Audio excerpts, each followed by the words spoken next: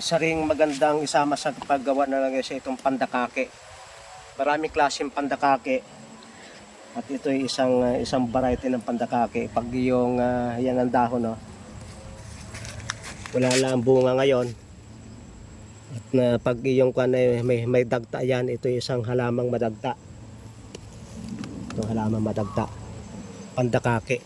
Magandang kung kayo'y gagawa ng langis, magandang pangsama sa paggawa ng langis. Ito isang uri ng pandakake na napakaganda sa balat para pag ginagawang oil, kahit yan ay hilaw, bayuhin at ikis-kis sa problema sa balat ay pantapal. Itong itsura ng kanyang bunga. Hindi lahat ay may mga bunga na malalaki, pero ito ay variety na ang kanyang kuwan ay maliliit. Para naman siyang baga.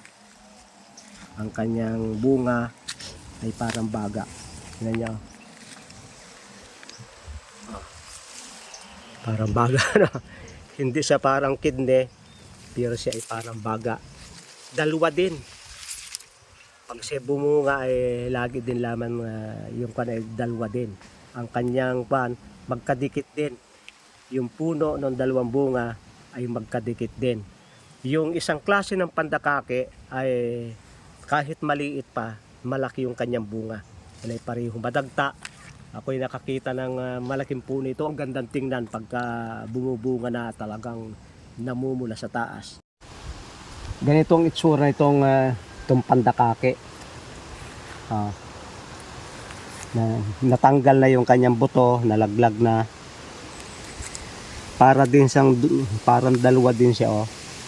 Parang maliit na bayag usa.